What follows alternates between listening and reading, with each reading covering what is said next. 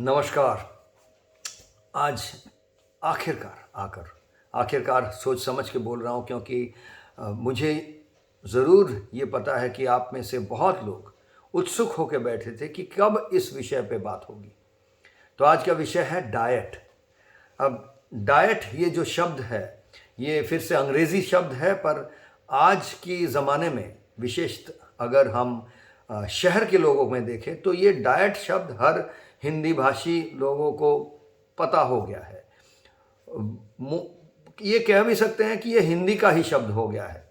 Diet क्या है, कैसा डाइट, डाइटिशियन के पास जाएंगे, डाइट करेंगे, वगैरह वगैरह, ये बातें किया जाता है। गांव में अभी भी डाइट नहीं, इसको शायद खाद्य बोला जाता है या किसी और शब्द इस्तेमाल होता है, लेकिन मूलतः ये एक एक पॉपुलर, ज़्यादातर भारतीय भाषा के अंदर ये शब्द आ गया है, डाइट।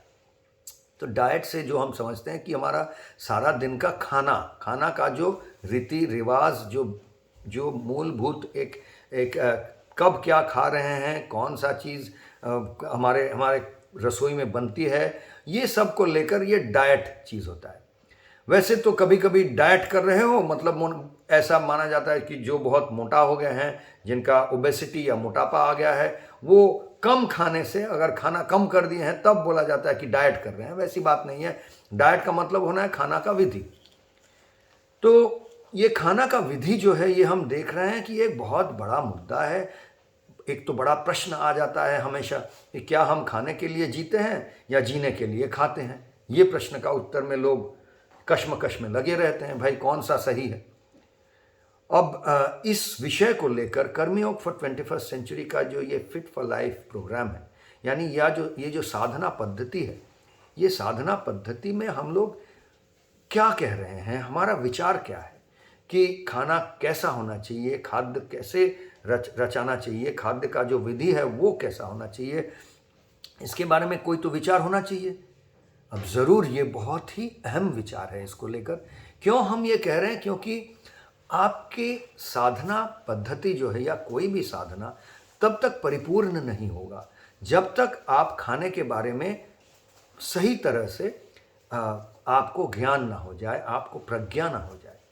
क्यों? क्योंकि आप जितना भी प्राणायाम कर रहे हैं, योग कर रहे हैं, ध्यान लगा रहे हैं, आरती कर रहे हैं, आराधना कर रहे हैं, अब आप सोमनो मैजिक जैसे हमारा योग निद्रा का प्रैक्टिस कर रहे हैं, या मेडिटेशन कर रहे हैं, जो भी कर रहे हैं, स्टैमिफ्लेक्स, शक्ति स्ट्रेच, प्राण लीला, ये नाम से हो, किसी और नाम से हो, आप किसी और धर्म की साधना करते हैं, जो भी साधना करते हैं, साधना आपका कभी भी परिपूर्ण नहीं हो सकता है अगर साधना के अंदर आपके खाने की रवैया, खाने की रीति रिवाज, ये एक बहुत ही अहम अंग ना बने। आप अगर बहुत गहरी साधना कर रहे हैं, बहुत गहराई से, और लेकिन खाने के मामले में बस जो भी जहाँ मिलता है मुंह में डालते रहते हैं, और इसके बारे में ज़्यादा सोचे नहीं हैं, इसके बारे में कोई नियम फॉलो नहीं करते हैं, आपके नियम नामक कुछ है नहीं खाद्य के बारे में, तो आपका साधना अधूरा ही रह जाएगा, चाहे आप जितने भी बड़े साधक हो। तो ये खाने के बारे में हम लोगों को बहुत सोच समझ के तब आगे बढ़ना चाहिए कि क्या खा रहे हैं, क्या नहीं खा रहे हैं। इसके पहले भी मैं काफ़ी सारा सत्संग में, शुरुआती सत्संग में, सांसों के बारे में बहुत कुछ कहा था कि सांस लेने का प्रक्रिया कैसा होना चाहिए, कैसे सांस ले, कैसे छोड़े, पूरक, रेचक, कुंभक, ये सब बातें हुई थी। तो ये जो ब्रीदिंग टेक्निक्स, ब्रेथ वर्क कभी बोला जाता है, प्राणायाम, तो ये हमारा साधना कर्मयोग फॉर 21st सेंचुरी का जो फिट फॉर लाइफ प्रोग्राम है, इसमें हमने ये कहा था कि ये सांसों का जो सिलसिला है, जो रीति रिवाज है, यम नियम है, ये बहुत ही एक अहम अहम कड़ी होता है, अंग है। तो हर हर साधना पद्धति के अंदर हर जो हमारा अलग अलग अंग है, वो हर किसी में सांसों को बहुत हम अहमियत देते हैं। ये पहले मैं कहा था। जब ये कह रहे थे तब ये भी समझाया था कि बाद में हम बात करने वाले हैं खाद्य के बारे में, क्योंकि सांस और खाद्य, डाइट, हमारा एक ही साथ चलता है। Breath work and diet work, ये एक साथ काम करता है। क्यों?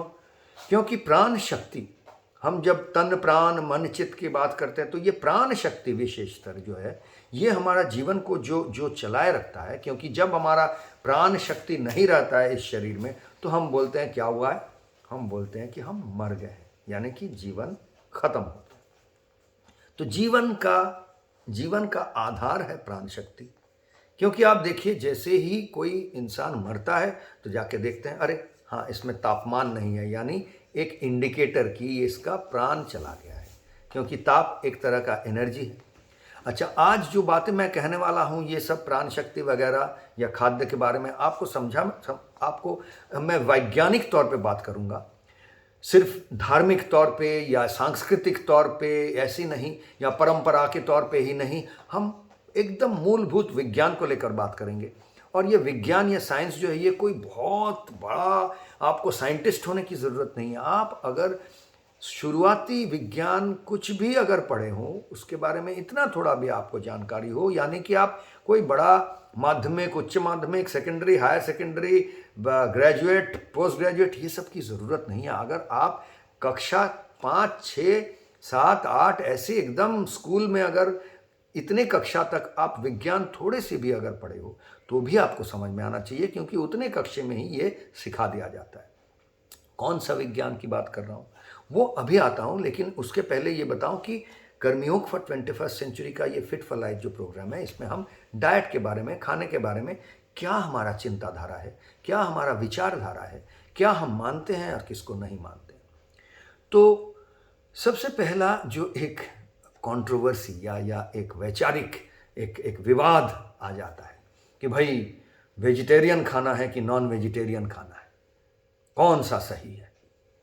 अब इसमें इसको वेजिटेरियन या नॉन वेजिटेरियन यानी मांसाहारी या शाकाहारी जिसको कहते हैं, शाकाहारी यानी जो मांस वगैरह दूसरे प्राणी को हत्या करके नहीं खा रहे हैं वो बोलते हैं शाकाहारी, वेजिटेरियन। और जो दूसरे प्राणी को भी हत्या, प्राणी यानी पेड़ पौधे में भी प्राण है पर वैसा नहीं, जो पशु वगैरह को काट कर रसोई में पका कर खाते हैं, इनको बोला जाता है मांसाहारी। और जो ये नहीं करते हैं, सिर्फ पेड़ पौधे पे ही जी लेते हैं, वो अपने आप को बोलते हैं शाकाहारी। ये तो आपको पता है, कोई नई बात नहीं है, वेजिटेरियन नॉन वेजिटेरियन। तो इसमें बड़ा विवाद है भाई, इसमें कोई एक जगह पे आ ही नहीं पा रहा है कि कौन सा, और सारे दुनिया में ये विवाद है। ऐसे बहुत लोग हैं जो पश्चिम में, आधुनिक पश्चिम में, जो कि बिल्कुल मांसाहार पे ही पले थे, उनका पूरा संस्कृति, उनका पूरा धर्म, जीवन, सब कुछ मांसाहार पे आधारित था। मांसाहार एक बड़ा उनका कल्चर का, उनका संस्कृति का एक बड़ा अंग था। वहाँ पर एक बड़ा मूवमेंट हम देख रहे हैं। इतना ही मांसाहारी और शाकाहारी नहीं, वीगन बोला जाता है, जिसमें वो एकदम दुग्ध पदार्थ, जो गाय का या बकरी का दूध की बात यहाँ पे परंपरागत तरह से हुई है, वो दूध या दुग्ध का कोई भी पदार्थ जैसे दही हो या कुछ भी हो, ये सबको छोड़ देते हैं, वीगन हो गया। तो ये एक अलग अलग तरह का डाइट है। इसमें से भाई Karmayog for 21st century fit for life programme में हमारा क्या मानना है, कौन सा सही है, कौन सा गलत है, तो ये बड़ा जोर का विवाद है। इस पे आने के लिए सबसे पहले जो अहम कड़ी ये समझना चाहिए कि हमारा मानना है कि कोई भी प्रेस्क्राइब्ड डाइट, प्रेस्क्राइब्ड यानी डॉक्टर के पास जाते हैं, वो प्रिस्क्रिप्शन कर देते हैं, भाई आपको ये हुआ है तो ये 3 दवाई खाइए, खाने के पहले 10 मिनट पहले ये खाइए, खाने के 10 मिनट बाद ये गोली खाइए, वो खाइए, ऐसा इसको बोला जाता है प्रिस्क्रिप्शन। इससे इधर उधर नहीं हिलना है, एकदम डॉक्टर साहब जैसा बताए हैं उसी तरह से चलिए। तो ये जो प्रिस्क्राइब्ड है, कोई एकदम बंधा हुआ कोई भी डाइट हम नहीं मानते हैं कि हर इंसान के लिए एक ही प्रिस्क्राइब्ड डाइट, एक ही बंधा हुआ डाइट हर इंसान के लिए सही है, ये हम नहीं मानते हैं। Karmayog for 21st century fit for life programme में ये मानना है कि हर इंसान अपना डाइट, अपना खाना, अपना खाद्य खुद तय करेगा। पर खुद तय करेगा कैसे? बस यूं ही मन हुआ कर लिए, तब भाई उससे बुड़बक और कोई है नहीं। ऐसा अगर सोचते हैं कि हम खुद तय करेंगे, चलो आज मन हुआ ये खा लिए, कल मन हुआ वो खा लिए, ये खाना चाहिए, वो खाना चाहिए, इसके पीछे कोई सोच, चिंता, शिक्षा ये नहीं है, और बस आप विचारधारा बना लिए हैं कि ये मेरे लिए यही सही है, तो ये बड़ा गलत है। इससे ज़्यादा बेवकूफ़ी और किसी काम में नहीं है अगर आप ऐसे विचारधारा बनाते हैं। देखिए, दोनों चीज़ हम कह रहे हैं। एक कह रहे हैं कि हर इंसान अपना खाद्य क्या खाना है क्या नहीं खाना है खुद तय करेगा, और उसी समय ये भी कह रहे हैं कि तब हर इंसान को खाद्य, ये डाइट के बारे में बहुत शिक्षित होना पड़ेगा। ऐसा नहीं हो सकता है सिर्फ जो डाइटिशियन की पढ़ाई लिखाई किए हैं, आजकल डाइटिशियंस होते हैं, एक लाइन है एक पढ़ाई लिखाई का, उनके पास जरूर जाइए, लेकिन हर इंसान को डाइटिशियन या डाइट के बारे में जागरूक होना है। हर कोई साधक नहीं हो सकता है, लेकिन हर किसी को जागरूक होना है और सीखना है, समझना है कि किस खाने का आपके शरीर के साथ कैसा कैसा उसका मतलब तालमेल है। क्यों? क्योंकि खाना जीने के लिए नहीं या जीना खाने के लिए नहीं। इस कश्मकश में हम नहीं पड़ते। Karmayog for 21st century fit for life programme में हमारा मानना है कि हम ना तो खाने के लिए जीते हैं ना जीने के लिए खाते हैं, हम कर्म करने के लिए खाते हैं। किस लिए खाते हैं? क्योंकि कर्म करते हैं। देखिए, जीते हैं तो किसी ना किसी तरह से कुछ ना कुछ कर्म करते ही रहते हैं हम लोग, और विशेषतः जीविका अर्जन करने के लिए, यानी कि पैसे अर्जन करने के लिए, छोटी तरह से बोले, जिस पैसे से आप सोचते हैं कि सारा जीवन चलेगा, पैसे छोड़ दीजिए, जीविका अर्जन करने के लिए, जीवन को चलाने के लिए, जीविका जो प्रोफेशनल लाइफ है, जो जीवन चलाने के लिए, अपना संसार चलाने के लिए इंसान को जो काम करना पड़ता है, और संसार ना चलाना हो, जीविका अर्जन ना हो, आप शौक से कुछ काम करते हैं, कुछ भी हो सकता है, जो कर्म हम करते हैं, उस कर्म करने के लिए जो शक्ति की प्रयोजन है, वो आता है हमारा खाना से। तो ये ही है विज्ञान। विज्ञान में कर्म यानी वर्क और शक्ति यानी एनर्जी। वर्क और एनर्जी का जो संबंध है, ये आपको कक्षा 6 क्लास का या 7 क्लास का, 8 क्लास का फिजिक्स या विज्ञान में आपको पता हो जाता है, सिखाया जाता है। इसका जो संज्ञा है यानी डेफिनेशन है। तो वर्क है, एनर्जी क्या है? एनर्जी है कर्म करने की क्षमता जो प्रदान करती है, इसी को बोलते हैं एनर्जी। तो एनर्जी हमको, यानी एनर्जी यानी शक्ति, और शक्ति यानी हमारे जीवन में ये प्राण शक्ति आए कहाँ से? जो खा रहे हैं वहाँ से, और जो सांस ले रहे हैं ऑक्सीजन, इससे। ऑक्सीजन जब खाना के साथ जो खा रहे हैं वो फ्यूल, ईंधन है, उसके साथ रिएक्ट करता है। और मैं भाई ये आपको, यद्यपि मैं IIT से केमिकल इंजीनियरिंग पढ़ा हूँ, लेकिन वो पढ़ के नहीं बोल रहा हूँ, ये एकदम आपको बोल रहा हूँ, एकदम बेसिक फिजिक्स केमिस्ट्री जो विज्ञान है, उसी से हर किसी को पता होना चाहिए। तो प्राण शक्ति आए कहाँ से? भाई ऑक्सीजन से और आहार से, जो खा रहे हैं भोजन, उससे। तो भोजन कैसे करेंगे वो निर्भर करता है आप कर्म क्या करना चाहते हैं। आप अगर बहुत बड़ा एथलीट है, स्पोर्ट्समैन है, आपको सारा दिन खेल कूद इस तरह का आपका पसीना बहा रहे हैं सारा दिन, या आप बॉर्डर में जाके लड़ाई कर रहे हैं, आप एक सोल्जर है, आप एक सैनिक है, तो आपका जीवन अलग। और एक प्रोफेसर है जो एक कॉलेज में बैठकर अपना रिसर्च कर रहे हैं, एक हो गया ध्यानात्मक, एक हो गया क्रियात्मक। ऐसा ही नहीं, आप जीविका अर्जन करने के लिए नहीं, आपको अचानक एक प्रोजेक्ट ले लिए, आप मोहल्ला में एक कुछ त्यौहार हो रहा है, उस त्यौहार में आपका कुछ, आप जीविका अर्जन करने के लिए नहीं, मजा करने के लिए वहां पे आप कुछ रोल कर लिए।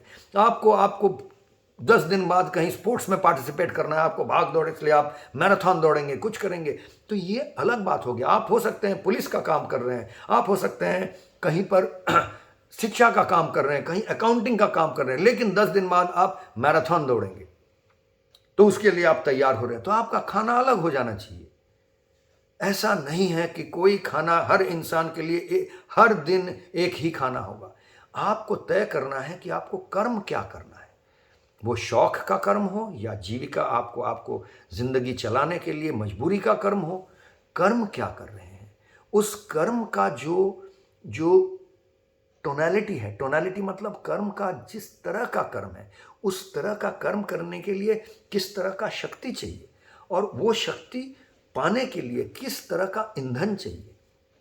डीजल का गाड़ी डीजल खाता है, पेट्रोल जिसका गाड़ी पेट्रोल लेता है। तो इसी तरह से आप जो कर्म करना चाहते हैं, उस कर्म के हिसाब से आपको सीखना पड़ेगा कि आपके शरीर का जो रवैया है, जो हर हर किसी का शरीर भी अलग है।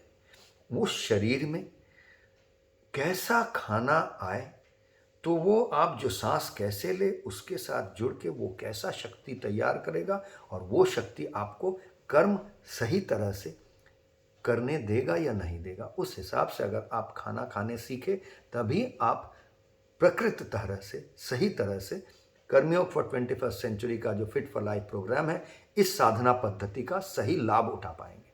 और बड़ी बात ये भी समझना है कि आपको समझना है कि ये शरीर जो है ये आपका शरीर है, आप नहीं है।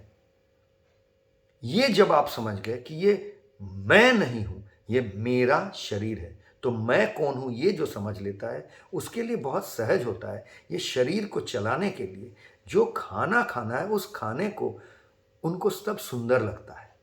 ये नहीं बोलते हैं कि अच्छा वो मुझे अच्छा लगता है, वो मुझे सुंदर लगता है, वो मुझे पसंद है। जब मैं की पहचान हो जाती है तो पसंदीदा को आप बड़े आसानी से कंट्रोल कर सकते हैं। तो इन बातों पे बाद में आऊँगा। आज के लिए इतना ही कि खाना खाना है, डाइट होना है कर्म के हिसाब से। आज के लिए इतना ही। नमस्कार।